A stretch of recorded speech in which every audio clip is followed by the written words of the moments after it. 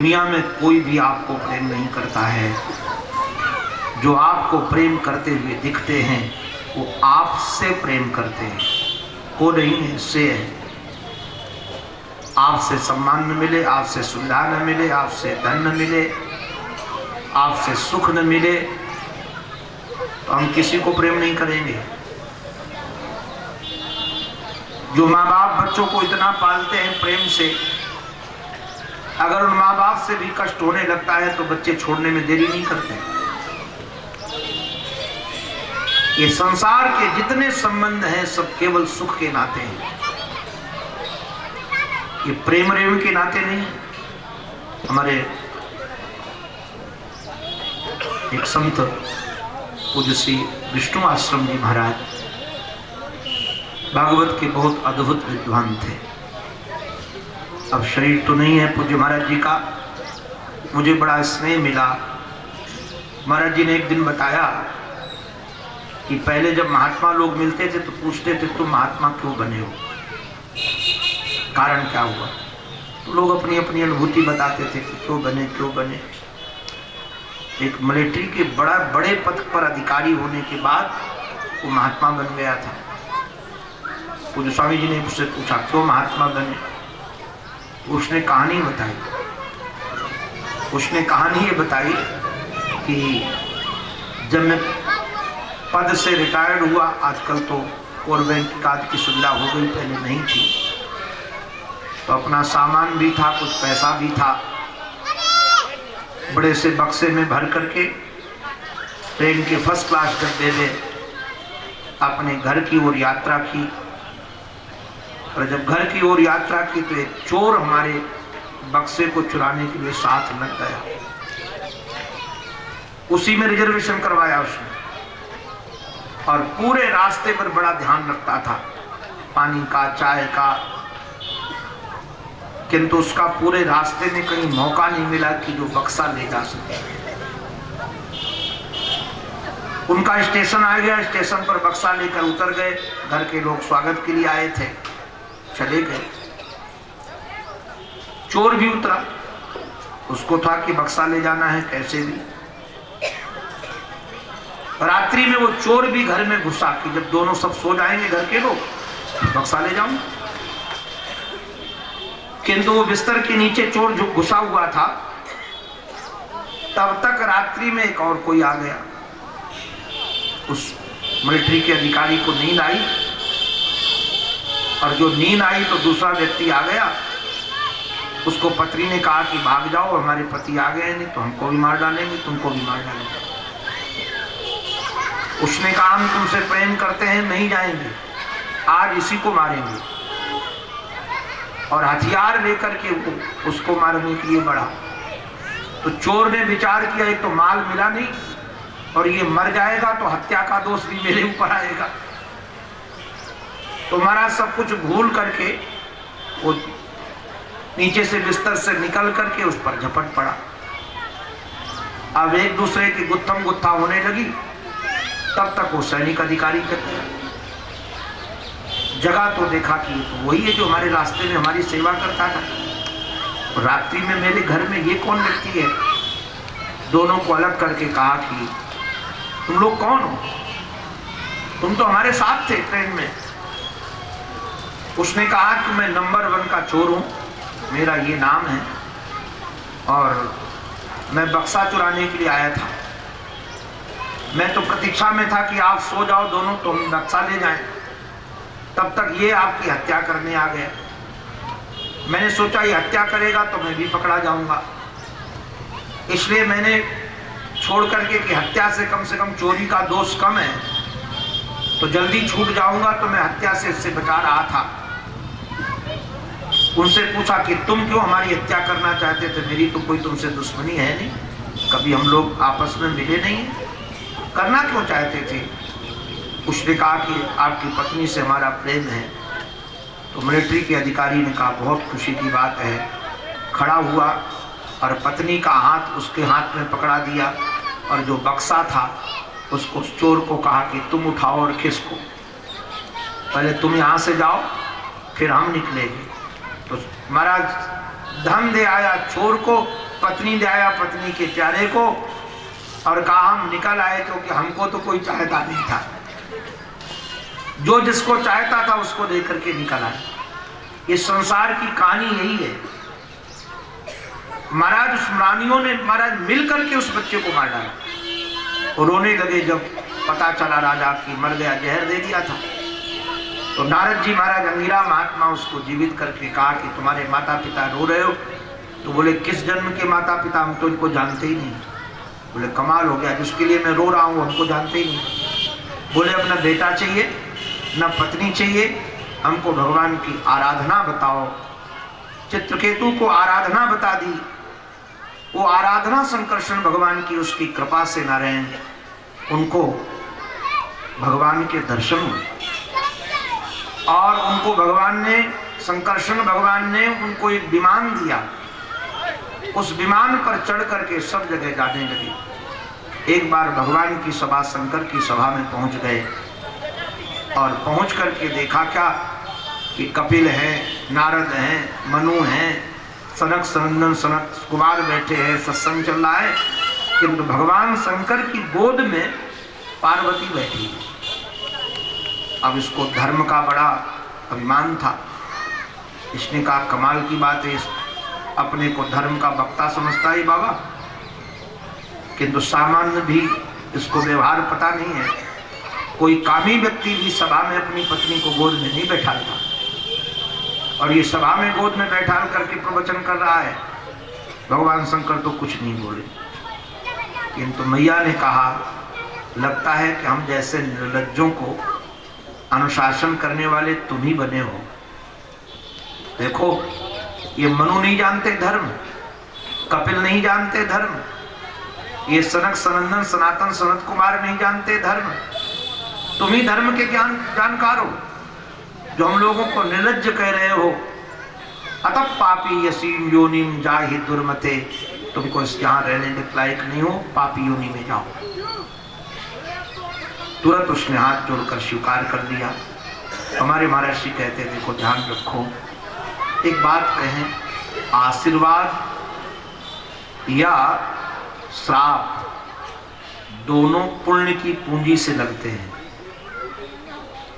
अगर आप हमारे पास स्वयं पुण्य की पूंजी नहीं है, हम चाहे कितना तुमको आशीर्वाद दें, सुखी रहो, खाक सुखी रहो। हमारे यहाँ सबको प्रणाम करते थे, जहाँ का शरीर है सब लोग, पिता चाचा जी को। मैं बहुत छोटा था तो जैसे प्रणाम करें तो चाचा जी हमारे बड़े आशीर्वाद, सुखी रहो जजमान, आनंद में रहो, प्रसन्न रहो। जब आशीर्वाद दे तो हम पूछे चाचा जी तुम प्रसन्न में हो? तुम तो दिन भर रोते रहते हो, हाय हाय कोई ग्राहक नहीं आया। कह चुप रहे। मैं छोटा था तो थोड़ा बाचाल भी था, पूछता था। हमने कहा स्वयं सुखी नहीं हो तो क्या दूसरे को सुखी का आशीर्वाद दोगे? स्वयं आनंद में नहीं तो क्या दूसरे को कहोगे आनंद में रहो? हम ही रोते रहते हो तो हम किसी को क्या आनंद में रखेंगे? पहले हम आनंद में रहे तब दूसरे को आनंद में रखेंगे। तो आशीर्वाद और बात श्राप दोनों पुण्य की पूंजी से लगते हैं। चित्रकेतु की एक विशेषता थी। महर्षि हमारे कहते चाहते तो पार्वती को श्राप दे सकते थे, किंतु श्राप नहीं दिया, अपनी पुण्य की पूंजी बचा कर रखी। तो असुर तो बने किंतु उस पुण्य की पूंजी के आधार पर भगवत भाव बना रहा, भगवत प्रेम बना रहा। हमने महाराज कई देखे हैं, कई कुत्ते देखे हैं, कई पक्षी देखे हैं, कई पशु देखे हैं जो भगवत भक्त हैं। हमारी कथा पाटक यहाँ दमोह के पास में एक जगह वहाँ थी, हटा में, एक ब्राह्मण के यहाँ। आश्चर्य लगता था मुझे भी। कथा प्रारंभ होती थी और एक तोता आकर यहाँ बैठ जाता था, अपने आप, पिंजरा भी नहीं, कुछ भी नहीं, पूरी कथा सुनता था। कई बार तो आश्चर्य तब लगता था कि 6 बजे जो बजे तो हमारी पोथी खुली होती तो चोट से पोथी बंद कर देता था, और ज्यादा थोड़ा देर हो तो चिल्लाने लगता था। तो मैं हाथ जोड़ कहता था गलती हो गई, कल समय से छोड़ दूंगा। मैंने उस तोते की आंखों से आंसू बहते देखे। अब ये भागवत न होता तो भागवत की कथा में तो बैठता, किस लिए बैठता? ये पक्षियों में भी भगवत प्रेम देखा। इंदौर में कथा सुना रहा था, आश्चर्य लगा। जो महापुरुष कथा सुन रहे थे उन्होंने कहा पिंजरा रख दो, तोता आ गया। जिस दिन कथा पूरी हुई तोता का भी प्राण पूरे हो गए। एक मोर सुन रहा था, पूरे हमारा मंगलाचरण चालू होता था, आकर मोर बैठ जाता था। और जिस दिन हमने इधर सुखदेव विदाई की उस दिन उड़क गया। तो जहां बैठा था तो मरा तो नीचे आकर फट से गिरा। तो हमने देखा कि मरा, लोगों ने बताया। ये सब के सब पुण्यात्मा है, भले किसी योनि में चले जाएं, कि किसी पुण्य के कारण उस योनि में जाने के बाद भी उनको स्मरण रहता है कि हम इस कारण आए। इसको स्मरण बना रहा। बाद में मरुदगणों के प्राकट्य की भी नारायण चर्चा सुनाई है। तो कहा लगता है भगवान ये देवताओं का पक्ष क्यों लेते हैं? कोई देवताओं में सब गुण तो नहीं है। देवता भी खटपट करते रहते, वो भी परम स्वार्थी हैं। तो हमारे सुखदेव जी महाराज ने कहा भगवान देवता दैत्यों का पक्ष नहीं लेते, जो भी उनका भक्त होता है भगवान उसका पक्ष लेते। अगर असुर भी भगवान का भक्त हो तो भगवान उसका पक्ष लेते। इस विषय में सुनाया कि जो हिरण्यकश्यप था, ह्लाद, अनुलाद, संलाद और श्री प्रहलाद, उसके 4 पुत्र थे। प्रहलाद से उसका बहुत हमारा द्वेष था, क्योंकि प्रहलाद उनके भाई के हत्यारे का भजन करता था। कृष्ण ग्रह गृहीत आत्मा न वेद जगदीप दृशम, वो कभी नाचते थे कभी गाते थे। पिता ने पूछा क्या पढ़ करके आए हो? बोले 9 विद्या पढ़ करके आया हूं। श्रवणम कीर्तनम विष्णोः स्मरणम पाद सेवनम अर्चनम बंदनम दास्यम सख्यमात्म निवेदनम। कुपित होकर गोद से फेंक दिया। और ऐसा कोई उपाय नहीं था जो उसको मरवाने का ना किया हो, किंतु वो मरा नहीं। जाको राखे साइया मार सके ना कोई, बाल न बांका कर सके चाहे सब जग बैरी हो। भागवत प्रिंट नहीं थी, एक जगह वर्णन है कि प्रहलाद जब 5 साल के थे तो उनको पता था कि उनके पिता के राज्य में कोई हरि का नाम नहीं ले सकता था, नारायण का। एक कुंभकार की पत्नी संध्या के समय भगवान नाम पुकार रही थी, नेत्र से झरझर झरझर आंसू बह रहे थे। प्रहलाद को लगा कि इसको डर नहीं लगता है, तो जाकर के उससे पूछा था कि तुम क्यों ये भगवान नाम लेती, उससे क्या मिलेगा नाम से? उस कुंभकार की पत्नी ने कहा कि प्रहलाद, हमारे पति ने और हम दोनों ने मिलकर घड़े बनाए थे, छाया में सूख रहे थे, तो किसी बिल्ली ने लाकर के अपने बच्चे रख दिए। मैंने विचार किया था जिस दिन आवे में पकने के लिए घड़े रखूंगी उस दिन बच्चों को निकाल दूंगी, किंतु रात्रि में हमारे पति ने आवा लगाया, मैं घड़े देती रही, मुझे भूल गया इसमें बच्चे हैं। और जब आवा लग गया, आग लग गई, तो बच्चों की रोने की आवाज आई। इधर बाहर बिल्ली रो रही है। अब यदि हम आवा खोलते हैं तो सारे घड़े खराब हो जाएंगे, और नहीं खोलते हैं तो बच्चे मर जाएंगे। तो हम संकीर्तन करके भगवान से प्रार्थना करते हैं कि इन बच्चों की रक्षा हो जाए। प्रहलाद ने कहा कि यदि बच्चों की रक्षा हो गई तो मैं भी भगवान का नाम लूंगा, और नहीं हुई तो तुम्हें फांसी की सजा। 7-8 दिन के बाद जब आवा खोला गया तो घड़ा पक गया था, किंतु बच्चे जीवित थे। तुलसी बिरवा बाग में सींचन ते को मिलाएं, राम भरोसे जो रहे पर्वत पे हरिया। प्रहलाद जी को दृढ़ निष्ठा थी। उनके मित्रों ने एक दिन बैठाल कर कहा, मित्र सच सच बताओ, तुम्हें हाथी मारने आता, मारता क्यों नहीं? प्रहलाद ने कहा कि तुम्हें हाथी दिखता है किंतु मुझे मेरा साथी दिखता है, कभी मारता ही नहीं। ये किसी कवि ने बड़ी बढ़िया कविता लिखी है, बहुत प्यारी, अलंकारिक भी है।